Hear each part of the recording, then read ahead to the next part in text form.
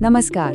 आज बात करते हैं भारत के एक ऐसे लोकसभा क्षेत्र की जिसकी पॉलिटिकल हिस्ट्री भाई किसी थ्रिलर फिल्म से कम नहीं है। एक ऐसी जगह जहां के वोटर्स ने हमेशा हमेशा चौंकाया है। तो चलिए रीवा के इस अनोखे पॉलिटिकल सफर को समझते हैं। अब जरा सोचिए, क्या देश के प्रधानमंत्री का पर्सनल कुक चुनाव लड़कर पार्लियामेंट पहुंच सकता है, मतलब सांसद बन सकता है? सुनने में ये कहानी लगती है ना, लेकिन ये बिल्कुल सच है। और इसी हैरान कर देने वाले सवाल का जवाब छिपा है मध्य प्रदेश की एक खास लोकसभा सीट के इतिहास में। नाम है रीवा। जी हाँ, रीवा। ये वो जगह है जहां पॉलिटिक्स के बड़े बड़े महारथियों के समीकरण कई बार फेल हुए हैं। तो सबसे पहले आइए समझते हैं कि रीवा इतना अनोखा क्यों है। असल में ये सिर्फ एक लोकसभा सीट नहीं है, बल्कि एक ऐसा पॉलिटिकल स्टेज रहा है जिसने हमेशा नए और कह सकते हैं कि अनकन्वेंशनल चेहरों को मौका दिया है। अच्छा, रीवा का नाम सुनते ही सबसे पहले क्या याद आता है? सफेद बाग, है ना? दुनिया इसे सफेद बाग की धरती के तौर पर जानती है, लेकिन इसकी एक और पहचान है, वो है इसकी पॉलिटिक्स। यहाँ के वोटर्स ने ये बार बार साबित किया है कि कोई बहुत बड़े राजघराने से हो या पावरफुल बैकग्राउंड से, जीत पक्की नहीं है। यहाँ का पॉलिटिकल मूड भी बदलता रहा है। कभी हवा कांग्रेस की तरफ चली तो कभी राम मनोहर लोहिया की समाजवादी सोच के साथ होली। अब बात करते हैं उन किस्सों की, उन ऐतिहासिक पलों की, जब रीवा की जनता ने अपने एक वोट से ऐसा कुछ कर दिखाया जिसकी किसी ने कल्पना भी नहीं की थी। रीवा का मिजाज देखिए।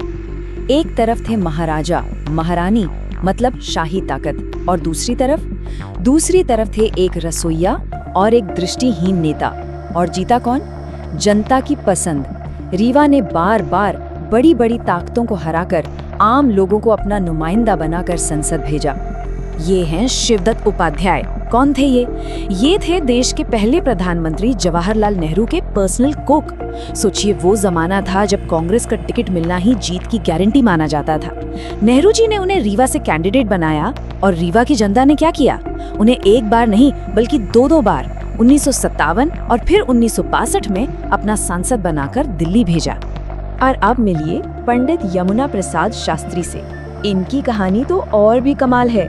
ये वो नेता थे जिन्होंने गोवा मुक्ति आंदोलन में पुर्तगाली सेना के टॉर्चर की वजह से अपनी आंखों की रोशनी खो दी थी, लेकिन हिम्मत नहीं हारी। उनका हौसला चट्टान जैसा था और रीवा ने उनके इसी जज्बे को सलाम किया। उन्हें भी 2 बार 1977 और 1989 में लोकसभा पहुंचाया। तो रीवा की कहानी में एक तरफ तो ये चौंकाने वाले नतीजे थे, लेकिन फिर एक ऐसा दौर भी आया जब इस सीट पर एक ही परिवार का दबदबा बन गया। जी, ये कहानी है तिवारी परिवार की। विंध्य के सफेद बाग के नाम से मशहूर श्रीनिवास तिवारी। वो 1991 में चुनाव हार गए थे, लेकिन 1999 में उनके बेटे सुंदरलाल तिवारी ने ये सीट कांग्रेस के लिए वापस जीत ली। और फिर तो सालों तक कांग्रेस ने उन्हीं को टिकट दिया। यहाँ तक कि 2019 में सुंदरलाल तिवारी के निधन के बाद सहानुभूति वोटों के लिए उनके बेटे सिद्धार्थ तिवारी को कैंडिडेट बनाया गया, लेकिन वो हार गए।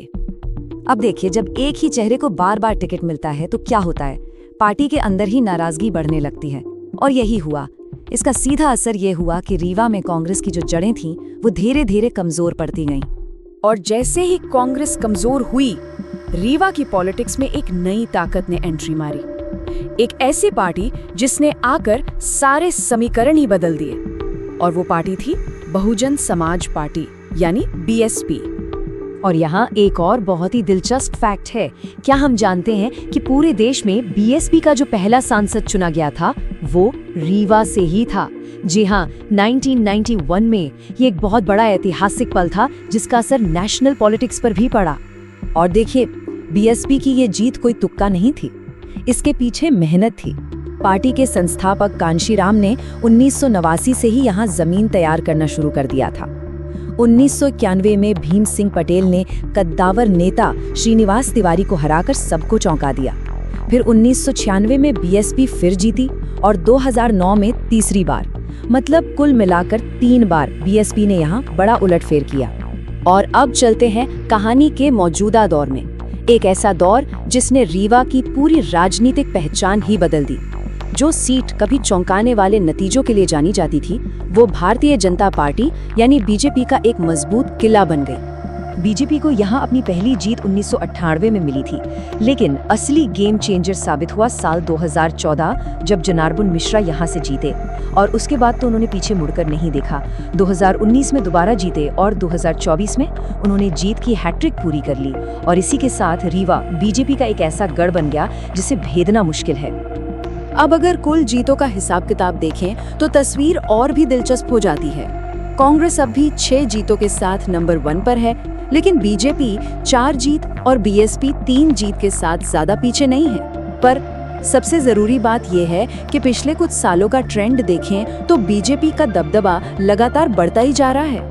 तो लबू लुआब ये है कि रीवा की पॉलिटिकल जर्नी का आज का सच ये है कि जो सीट कभी अपने अप्रत्याशित नतीजों के लिए मशहूर थी, वो अब पूरी तरह से बीजेपी के एक मजबूत गढ़ में बदल चुकी है। लेकिन रीवा के इतिहास को देखते हुए एक सवाल मन में जरूर उठता है, क्या रीवा के वोटर का वो पुराना चौंकाने वाला मिजाज हमेशा के लिए बदल गया है, या फिर भविष्य में वो एक बार फिर कोई बड़ा उलटफेर करके सबको हैरान कर देगा? खैर, इसका जवाब तो आने वाला वक्त ही बताएगा।